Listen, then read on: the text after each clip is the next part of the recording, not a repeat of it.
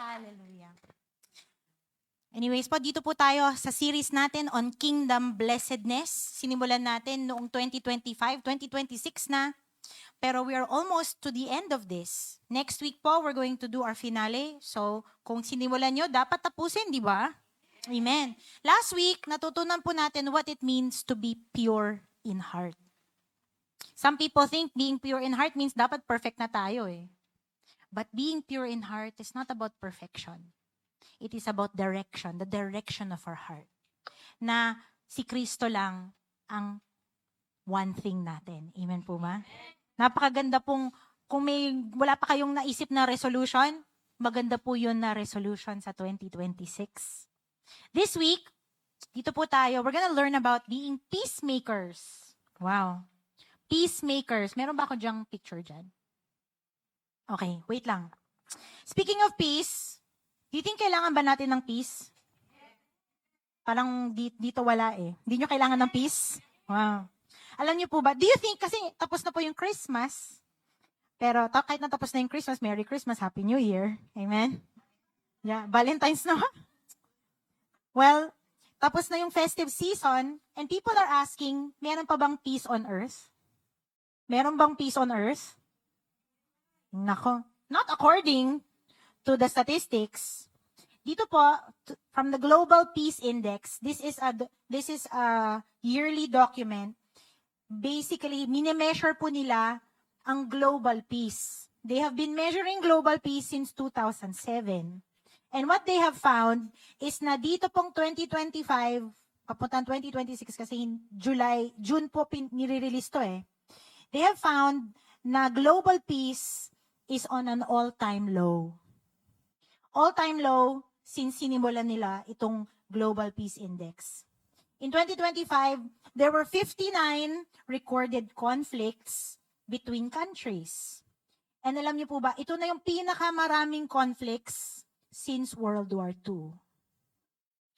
So sometimes marinig-rinig nyo na hindi na malayo na magkaroon ng World War III.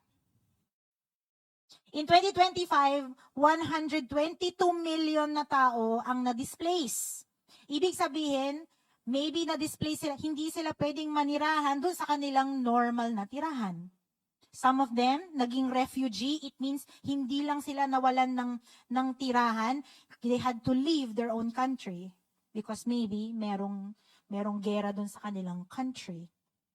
And the most disturbing is na sa 2025, nalaman nila that countries are spending more time building their military. Yung budget po nila, mas marami na doon sa pag-build ng kanilang mga army kaysa sa yung nilalabi nila para sa mga peace talks.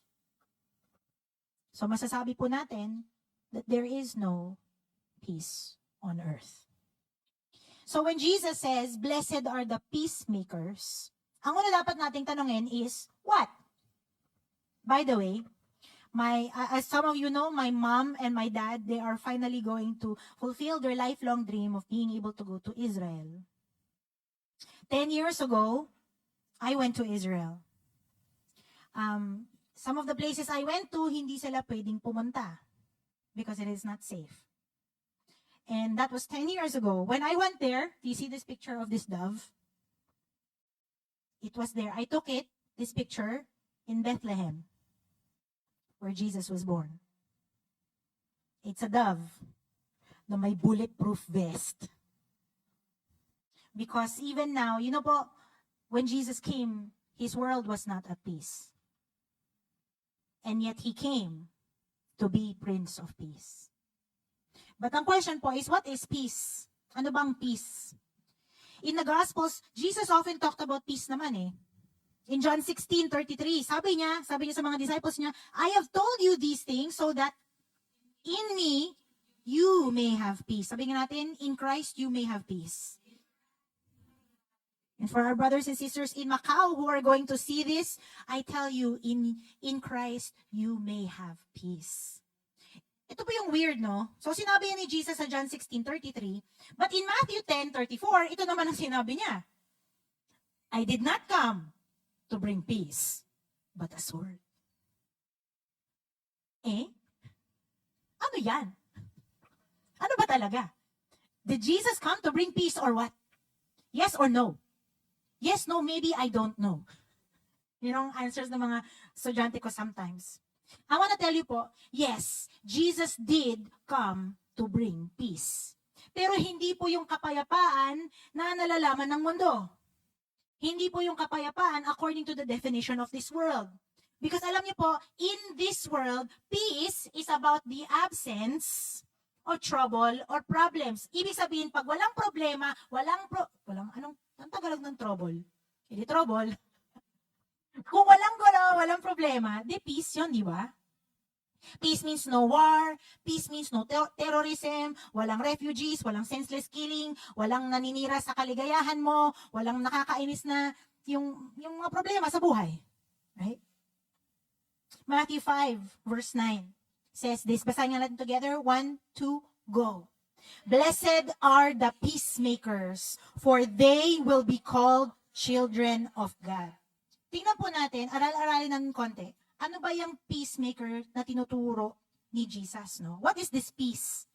Sa Greek po, which is the original language of the Bible sa New Testament, is this word, irene. Some of us, we know, yung mga, di ba may mga Irenea sa Pilipinas? Lola ko po, ang pangalan niya Irenea. Diyan po nanggaling yan. Irenea means peace. Pero hindi po yung peace na walang problema. Irene means to join, to tie together into a whole. Irene is when yung paglahat ng mga essential parts ay join together. Okay, yun yung number 2. May pa nga. And irene is not by effort. It is God's gift of wholeness. Wholeness. So peace is not pag wala ang gulo. Peace is what happens pag lahat ng bagay ay nasa ayos. Di ba? I want to show you a picture kasi some of you, hindi kayo mga word people, mga picture people tayo eh. I want to show you a picture. This is a life with no peace. Pansin nyo, nandiyan naman si Jesus eh. Ay, pupunta man ako ng church. May mga friends naman ako. Maligaya naman ako sometimes.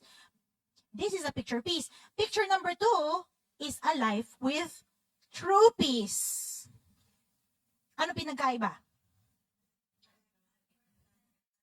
What does it mean when Jesus is in the center? Siya yung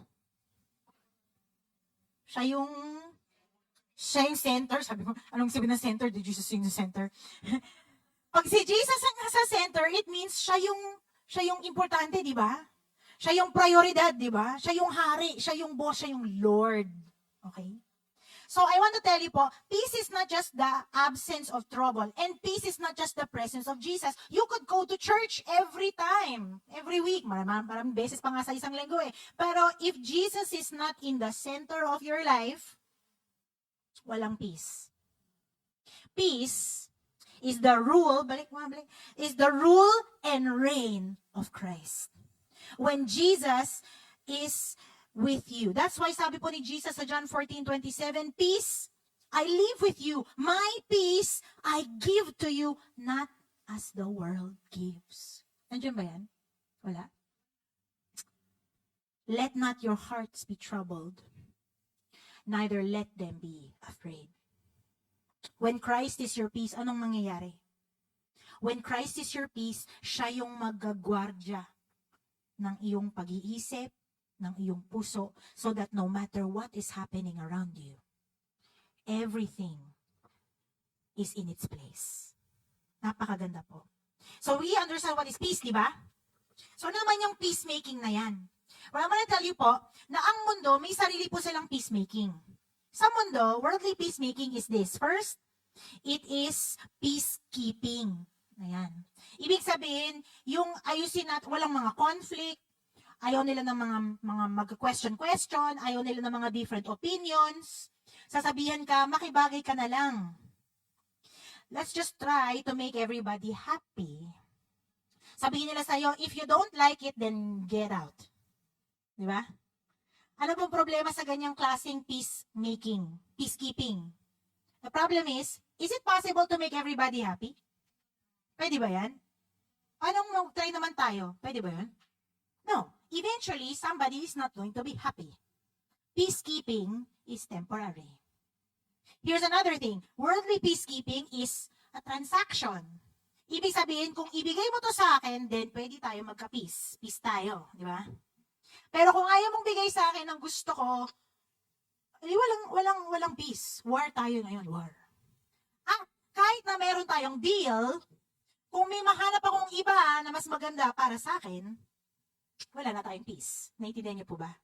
Sa mundo, peacemaking is transaction business lang. Kung sino yung pwedeng magbibigay sa akin ng mas magandang deal. But the problem with that, again, is that this peace is temporary. When something changes, pag magpalit ang presidente, pag magpalit yung value ng pera, pag magkaroon ng gera doon sa kabilang bahay, ano ba yan? It's so easy to lose that peace. So in the end, the truth is, in this world, there's no peace. Now, when Christians think about peacemaking, usually isip nila, it's about dealing with conflict. Sa buhay niyo po ba may conflict? Parang wala kayong mga conflict eh. Hindi kayo humihinga dito eh. Ano, may conflict ba? Oh, yeah. Yeah, there is conflict everywhere, okay? Kahit na maging Kristiyano ka, mas grabe pa nga eh. Kasi papatuhin ka pa ng, di ba, kala ko Kristiyano ka? Di ba? But alam niyo po ba, I want to teach you today that peacemaking is much more than dealing with conflict. It's much more than that. Peacemaking, pakita mo nga, peacemaking is about kingdom building. Sabi nga natin ulit, peacemaking, mali po yun eh. Peacemaking, 1, 2, 3. Peacemaking is about kingdom building. Wow. It's about fulfilling our call as ambassador. Wow. Ambassador of Christ. Naalala nyo, di ba tayo, ang Pilipinas may ambassador sa Hong Kong, di ba? Anong trabaho niya? Anong trabaho niya? Kunyari may problema dito, di ba? Ang trabaho niya is to speak for the Filipinos in Hong Kong. Yun ang trabaho niya, to make peace. Yes. Pero iba po ang pagiging ambassador of Christ. Basahin ko po from 2 Corinthians chapter 5, 18 and 20. Sabi po, all this is from God, who reconciled us to Himself through Christ and gave us the ministry of reconciliation. Guess what? That ministry of reconciliation is peacemaking. Verse 20. Sabi nga natin together, we are therefore Christ's ambassadors. Oh wow, wait lang. Sabi mo mga katabi mo, you are Christ's ambassador. Wait. Mga taga Macau, you are Christ's ambassador. Oh wow.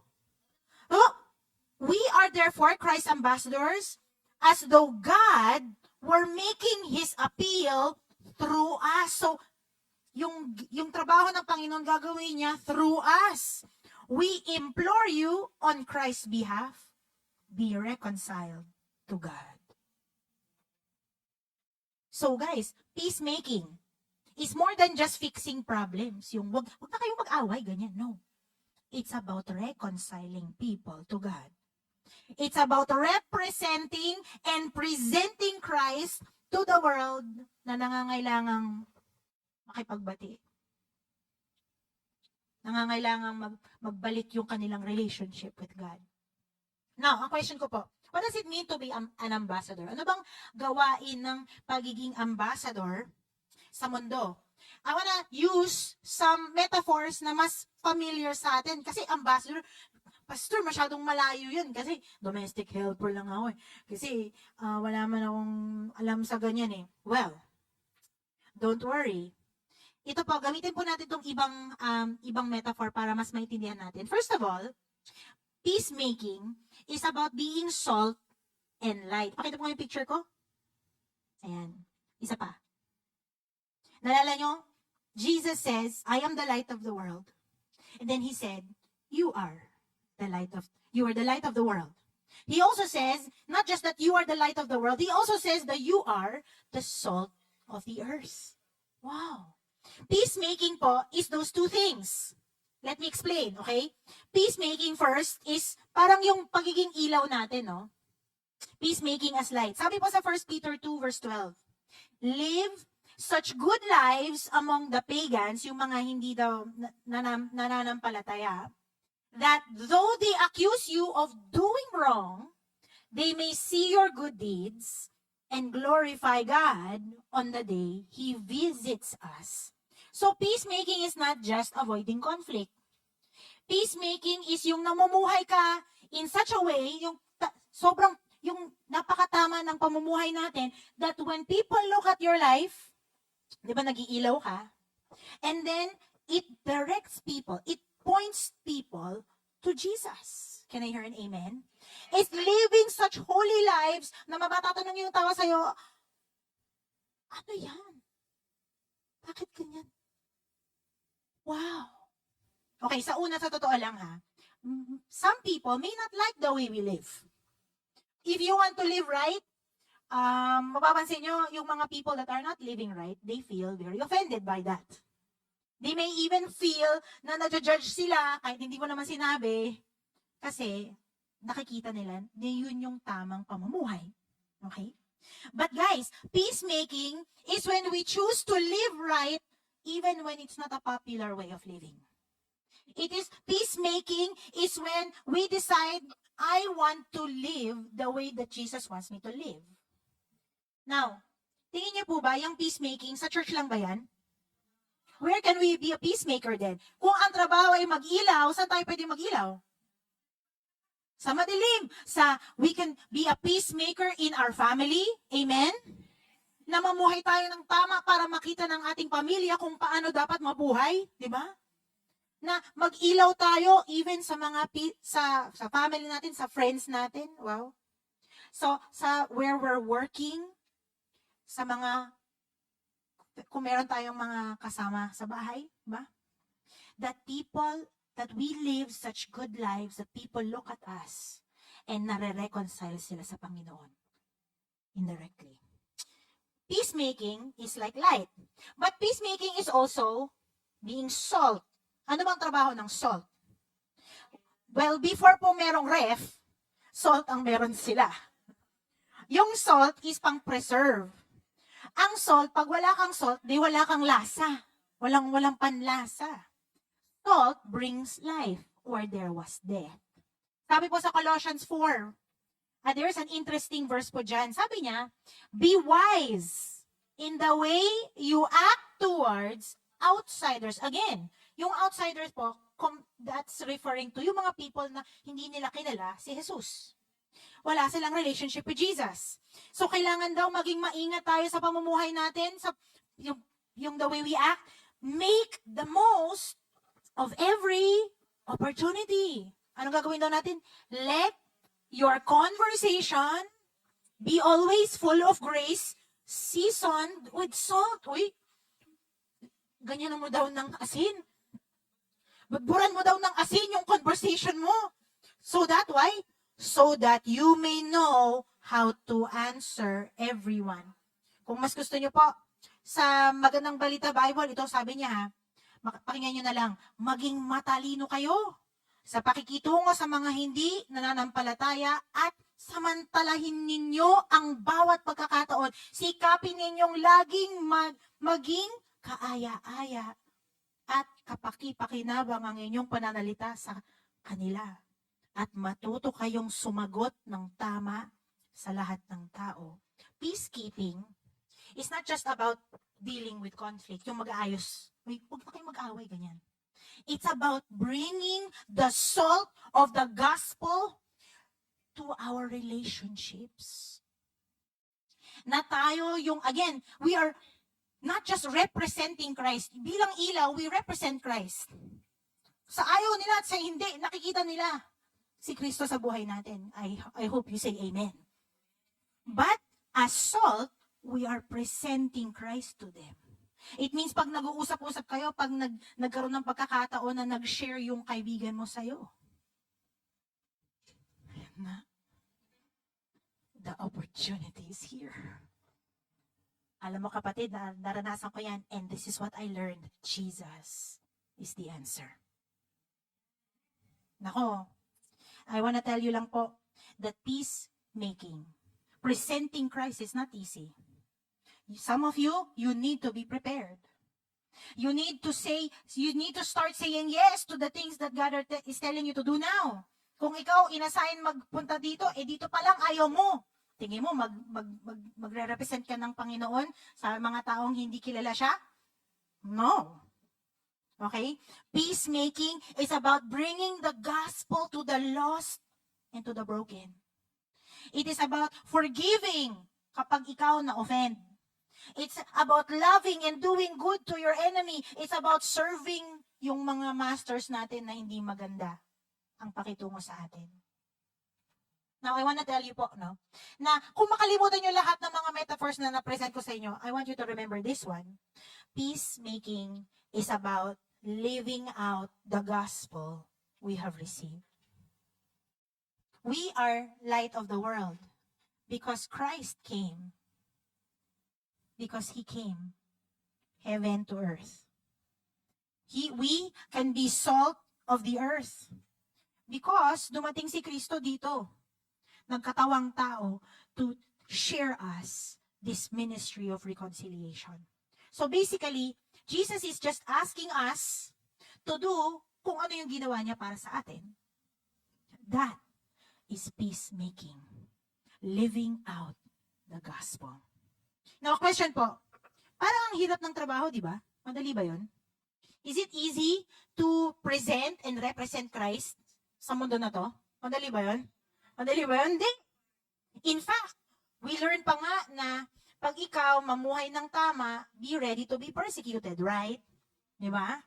Pero guys, tingnan nga natin ulit yung sabi ni Jesus. Sabi niya, why should we be a peacemaker? Makita natin yung promise niya. Can you go to the next one? Sabi niya, blessed are the peacemakers for... Yes, amen. They will be called children of God. I want to give you 3 reasons bakit napaka-importante pong maging peacemaker. Number 1, peacemaking is the mark of a child of God. Now, alam niyo po, tuwing may mga magbubulong-bulong dyan ng ang dulo ng walang hanggan. Ayan na, mag-end of the world na. Pag ganyan na, maraming mga conspiracy, di ba? Magsasabi ng mga tao, ayan na. Nalala niyo nung pandemic, ayaw na mag-vaccine ng mga tao. Sabihin nila, kasi, baka mark of the beast yan. 666, para pupunta ng heaven yan. Naku. Guys, alam niyo po ba, ang problema po kasi sa mundong to, mas takot pa tayo sa mark of the beast, pero hindi naman natin naisip, meron ba tayong mark of the Lord? Anong pruweba mo na anak ka ng Diyos? Sige nga, anong mark mo dyan? Meron ka ba? Magtingin na nga tayo. Anak ka ba ng tatay ko? Pareho ba tayo? Pareho ba tayo ng tatay? I mean, our Heavenly Father, pareho ba tayo ng tatay? Paano mo alam? Pakita mo nga, Guys, I just want to tell you lang the mark of the beast is not a microchip. The mark of the beast is not a physical thing. Okay? Because in the same way, what is the mark of a child of God? According to Jesus, you will know that someone is a child of God if they are a peacemaker. If they are representing Christ. Kung yung pamumuhay nila ay tulad ni Kristo. Because guys, I want to tell you lang if you are living according to the standard of this world, kung namumuhay tayo tulad ng mundo, paano mo masasabing anak ka ng sarili ng tatay natin? True ba? True? True. Sabi, one time, si Jesus, sinabi niya sa mga Jews, you are not acting like children of God. Sabi nila, no way. Sabi niya sa John 8, Abraham is our father. Sabi ng mga Jews. Sabi ni Jesus sa kanila, you are doing the works of your own father. Verse 44, John 8:44, sabi niya, you belong to your father, the devil. And you want to carry out your father's desires. Basically, ang point ni Jesus is na, the way that you live shows who is your father. Do you understand?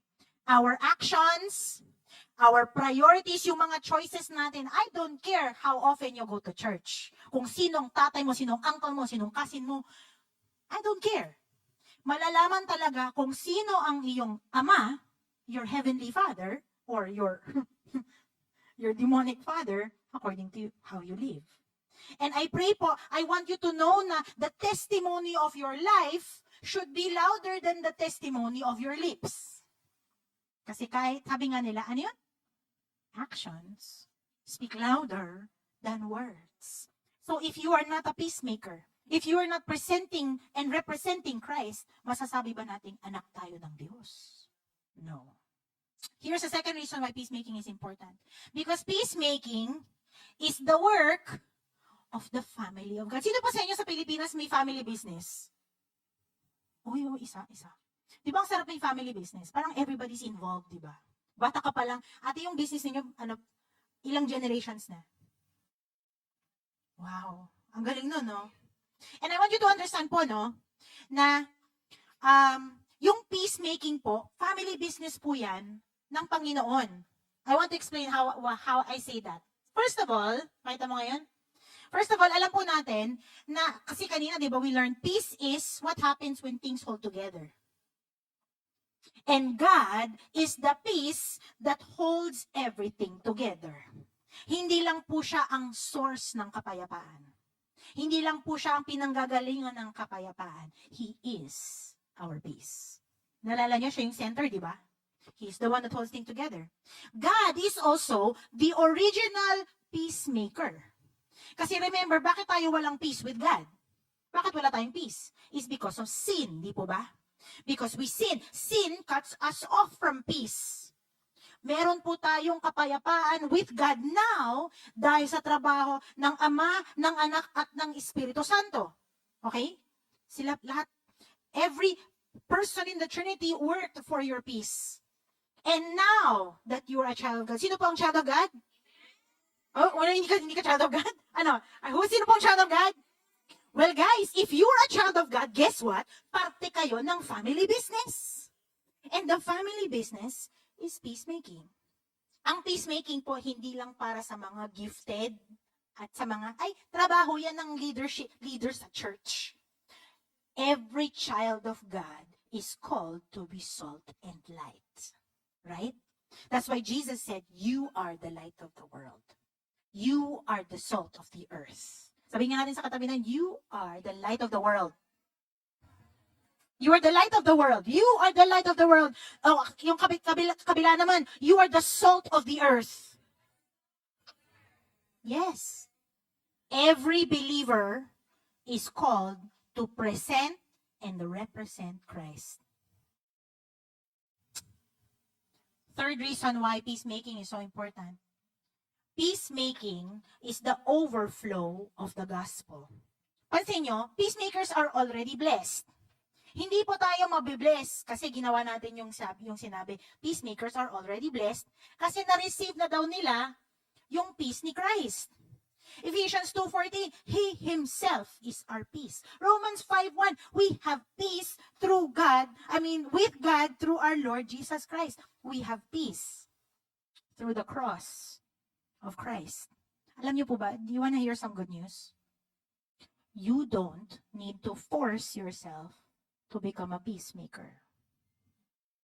Hindi po tayo hihinog, yung hinog sa pilit. If you have received God's peace, it will overflow in your life. Kung ikaw ay binago ng gospel, may tatago mo ba? Pag tayo, nung dati yung buhay natin, parang ganyan-ganyan. Gulong-gulo, di ba? May tatago ba natin pag parang inaayos na ng Panginoon yung buhay natin? No. Kasi the situations in our life, they come again and again, di ba? Pansin nyo, pag merong challenge na hindi pa natin na-overcome, balik siya ulit eh. Pero makikita niyo yung growth ninyo as in your spiritual life, na the next time the same problem comes, you are not the same. Because the peace of God is holding you more together. Kung tayo patay dati at ngayon buhay na tayo, can you imagine, bakit tayo magtitimpi? But di natin sabihin sa lahat ng tao, ako'y binago ng Diyos. Di ba? When Christ becomes your Prince of Peace, you will be a peacemaker. Today po, I want to end by telling us some practical things, no? Kasi, we don't need to become peacemakers. We should be peacemakers. Ang question na lang po is, how can we be better at it? Kasi sa totoo lang, some of us, hindi pa po natin siya na ipapractice. So I want to give you some tips po, no? First of all, bago tayo maging ma-involved in peacemaking, make sure na i-check natin ang ating puso. Check your heart. Yan ba? Ano, tumitibok po ba?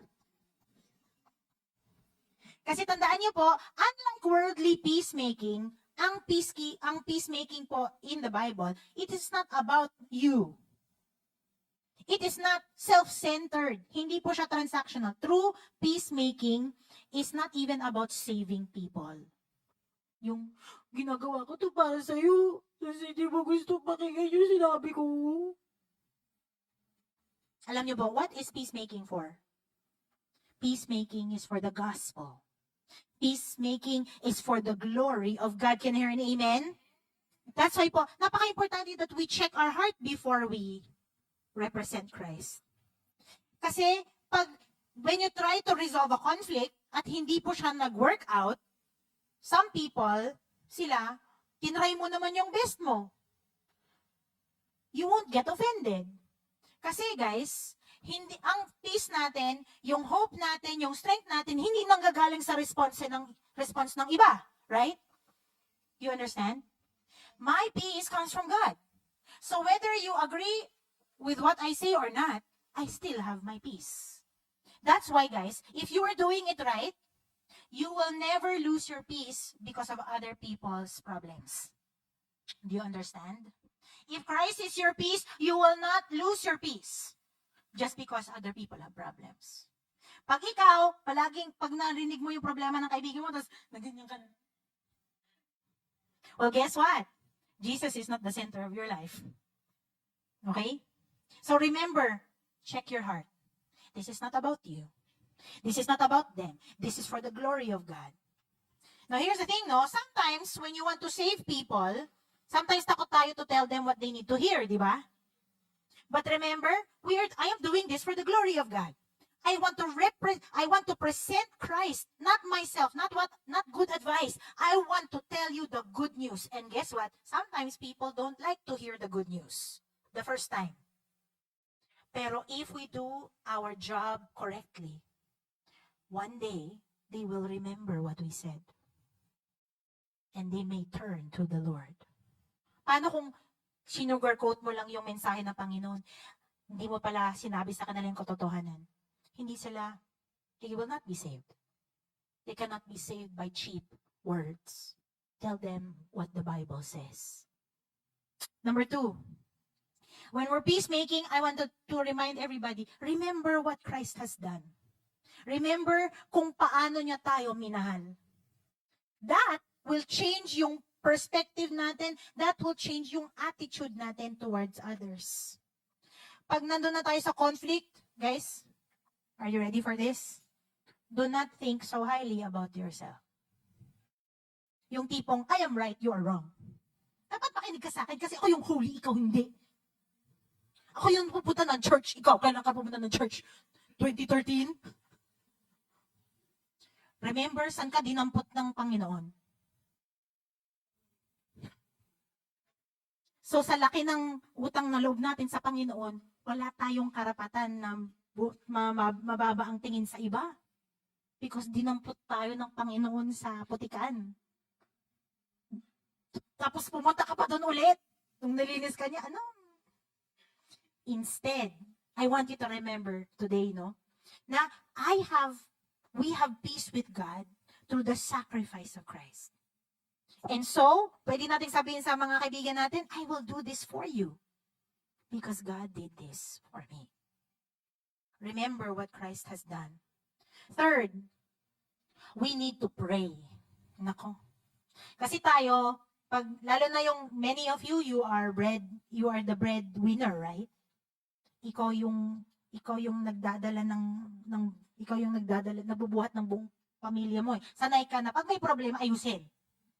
Punan mo ng pera kung pwede. Di ba, ayos na. Sana gano'n na lang, no? But guys, we need to pray. If we are going to present and represent Christ being salt and light, we need to learn, we need to have we need to have guidance and wisdom. Can I hear an amen? Now, I don't mean na ganito, yung parang, Lord, mag-iilaw na ba ako ngayon? Ano, Lord? Mag-iilaw na ba ako ngayon? No! You don't need to ask God's permission para mag-ilaw. Dapat yun na dapat yung automatic natin, di ba? Siguro if we need to ask permission and to ask for guidance, doon sa pag-present natin sa mga tao. Okay? What do I mean? Kasi I want to tell you guys something, ha? And I tell this to you from experience. Hindi lahat ng problema ikaw ang solusyon. Hindi lahat ng panahon ikaw yung tinakda ng Panginoon na mag-ayos. Oh, by the way, you are not the Savior. That's why, pag meron tayong nakitang pangangailangan, meron tayong nakitang conflict, when we see the darkness of the world, before you pray, Lord, what should I do? This is what you should pray. Lord, what do you want to do? In this world, ang mga Kristiyano, usually they have two problems. Either A, you are afraid to speak. Or B, you don't know how to shut up. You don't know how to be quiet. And both are needed. Sometimes people don't need you to give them advice. Sometimes people just need you to be there. Yun lang. So again, pray. Ask the Lord, not, Lord, mag-iilaw na ba ako ngayon? But, Lord, you pray, Lord, bigyan mo ka ng opportunity. I know my friend is going through something. Give me an opportunity. I'm praying for my friend. Help me to give me an opportunity to present you to them. And when the Lord says, this is it, take it. Finally, after you have prayed, you should obey. Alam mo sabi ng James chapter 1 verse 5 to 6? If any of you lacks wisdom, you should ask God. But when you ask, you must believe and not doubt.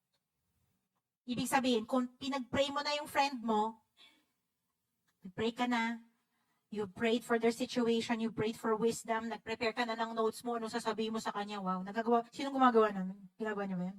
That's good. It's a very good way. Kung hindi mo pa sila makausap, di maglagay ko dyan. Kasi parating na yung conversation na yun eh. Handa ka na, hindi mo na kailangang i-type. Nandiyan na siya. And when God opens the door, huwag ka nang don't doubt Him. Obey. Be bold. When you obey God, you may suffer. People may say to you, ayoko yung sinasabi mo, ano ba yan? Yeah? Mas gusto ko na dati. Sino sabi, narinig yun na ba yan? Yung sabihin nila sa'yo, alam mo, before ka naging Kristiyano, mas madali kang kausapin eh. But guys, there's no one else that can save. Only Christ can. As hard as peacemaking is, I hope po na hindi tayo madismaya because what we are doing is God's work. And because of the promise of Jesus, sabi nga niya si John 16:33, I have told you these things so that in me you may have peace. In this world you will have trouble, but take heart, I have overcome the world. So again po, ang exhortation ko po sa bawat isa is that mag-ilaw po tayo. Let's live our lives presenting and representing Christ sa family natin, sa friends natin, sa workplace natin, because this is what you are here for. If Christ only died para magkaroon tayo ng eternal life, di dapat kinuha na niya tayo eh. But guess what? You are still here, right? Are you still here? And you were not made para magtrabaho lang. You are not made just to make money. God has called you for a purpose. Amen. Let's give praise po to the Lord. Hallelujah. Today po, I wanted to sing yung song natin kanina, Alpha and Omega. What does that mean? He is the beginning and the end. He is not just our source. He is our joy. He is our great reward, kapatid. How good it is po to praise Him. How good it is, Lord. Hallelujah.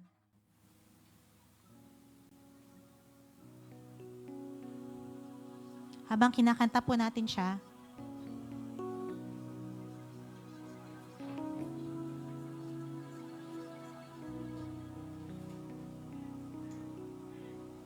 let's ask for the Lord to give us boldness.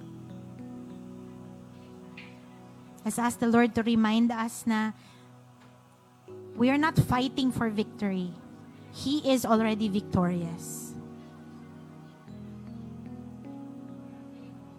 So even if we give everything, hindi po tayo nawawalan because galing po kay Kristo yung binibigay natin. So when we say, Lord, you are the Alpha and the Omega, we are saying, Lord, not only do you deserve all of this, you deserve my trust, you deserve the glory, you deserve yung sacrifice. You deserve obedience kahit takot ako, gagawin ko yung gusto mo, Panginoon, because you deserve it. Because you are worthy to be praised. Because binago mo yung buhay ko at hindi na ako katulad ng dati. Gusto kong makita ng lahat ng tao na pakita nila ikaw sa buhay ko, Panginoon. Can we stand po? And as we sing, let's just pour ourselves to the Lord.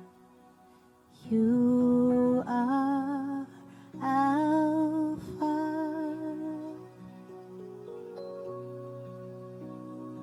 and Omega.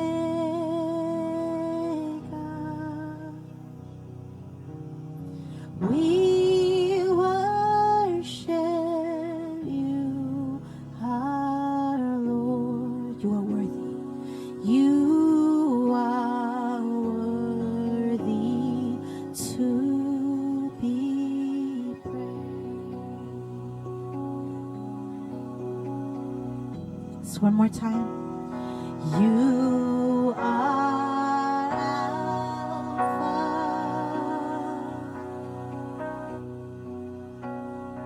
and Omega.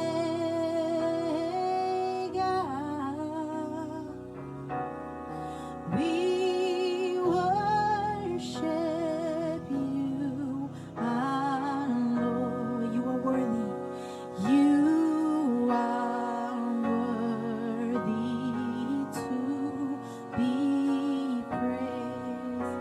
Now let's raise our hands to the Lord as we sing. We give you all the glory. We give you all the glory. We worship you, our Lord. You are worthy to be praised. Oh, we give you all. We give you all the glory.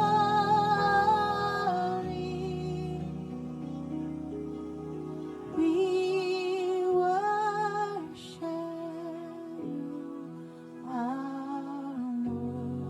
Yes.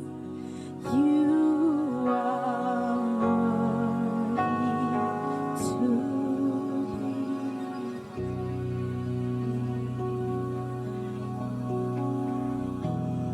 Oh, Jesus, Jesus.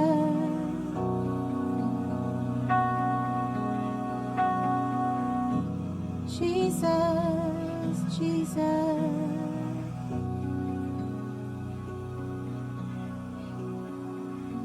I want to ask you po, if you have this peace with God, Kasi alam niyo po, in the life of a Christian, may mga times when it feels like ang layo ng Panginoon. I want to remind you po na ang Panginoon ay tapat. Hindi po siya ang nang iiwan. When we feel a distance between God and us, when we feel like our life is not, parang walang peace, it's not because iniwan tayo ng Panginoon. It's because we did not choose Him. Because hindi siya yung center ng buhay natin. So if there is anxiety in our life,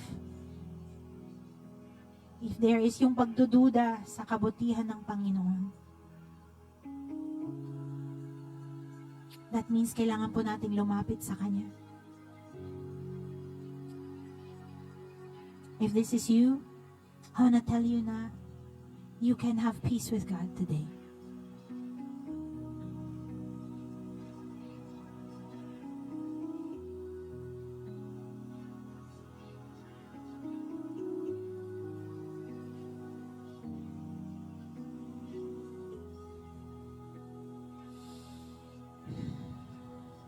If this is you, you feel na you need peace today, could you just raise your hand? I see your hand, ate. Praise the Lord.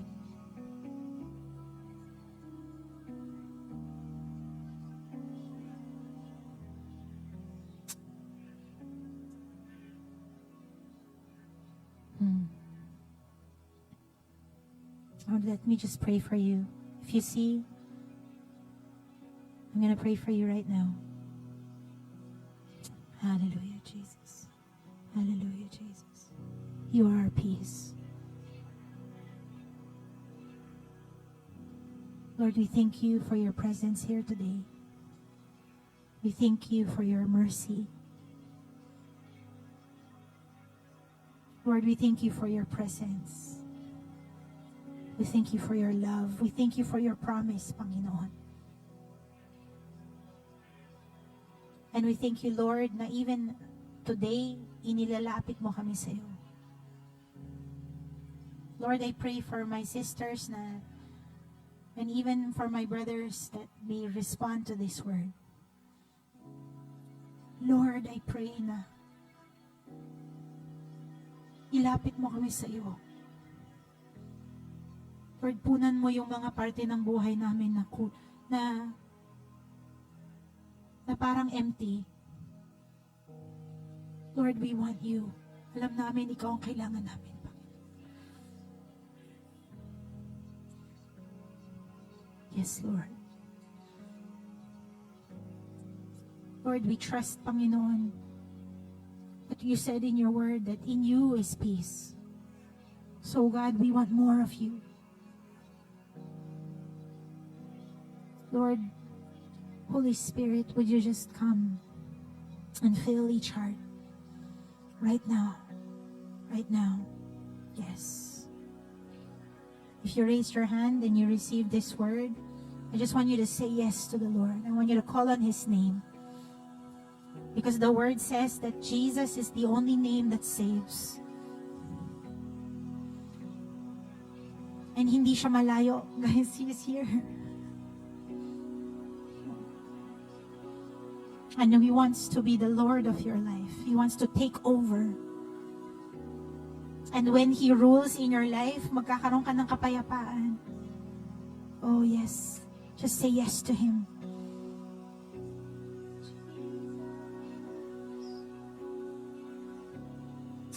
Now I want you to just pray out His name. Just say Jesus.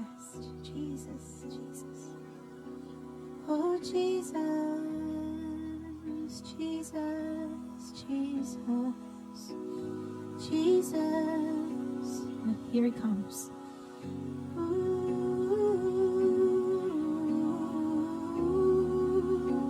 Jesus.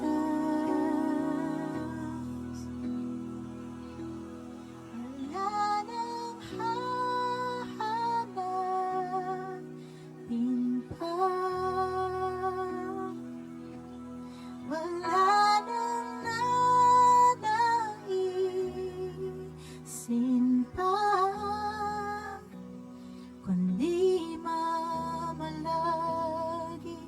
sa piling mo, aming Ama.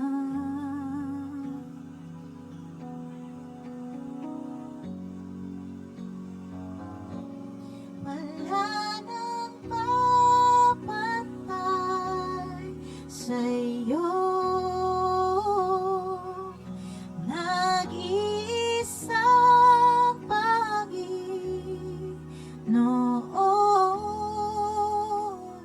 kaya ang naisin ng puso ko sa piling mo.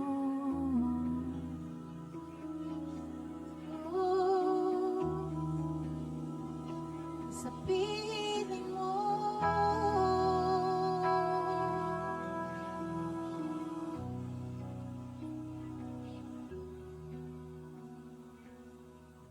You asked and you have received. Now that we have asked, do not doubt, but believe. Believe. The word says na if we confess our sins to the Lord, He is faithful to forgive. So let us not hold on to guilt. Let us not hold on sa anxiety ng buhay. Let us trust. Let us look and live. Because our God is good. And our God is here. He's not just here in this place, kapatid. He is in your heart. He is wherever you are, He is there. Just call on His name. Call on His name, He is there. In Jesus' name, amen and amen. Hallelujah.